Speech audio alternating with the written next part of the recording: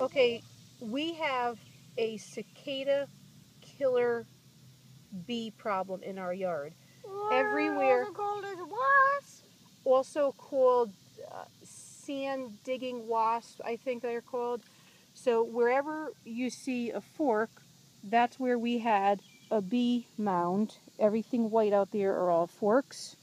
And there's a dead bee on a fork.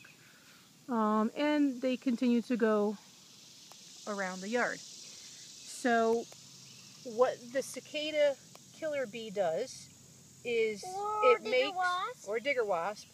What he does is he flies up in a tree and finds a cicada bug, and he stings the cicada bug and paralyzes it. Doesn't kill it. And then brings it to his home to feed its baby. He brings it to his home. To feed the larva. He carries it, brings it to the home, puts it in the nest. You know, hold on. He puts it in his nest. Then the bee lays an egg on top of the paralyzed cicada, and during the winter, the larvae, is growing, and it's feeding off of the cicada, the paralyzed cicada. And then in July, it's big enough, the bee is big enough to come out of the ground, and the cycle starts all over again.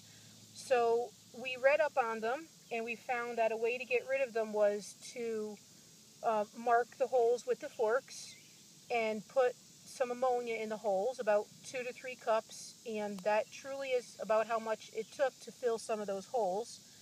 But when I came out here this morning, there were new holes, and we just came across this bee right here, and he's tunneling a new hole.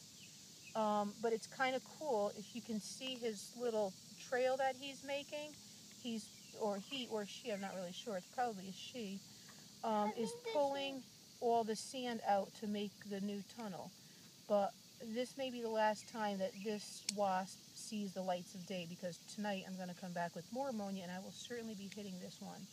So let me see if he'll come out a little bit more so we can get a good glimpse of him.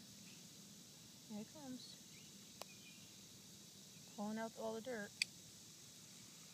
And I think they make about a 40-inch hole. I don't really know how long, but I do know that they must go pretty far down, because it took about 2 to 3 cups to fill some of the holes, and we just filled them until they overflowed.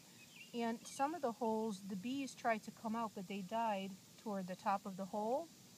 Where'd that bee go? How come not? Oh, there it is. Or we stabbed them before they bit us. So a few of our forks have bees hanging off of them. Yeah, I see that. No.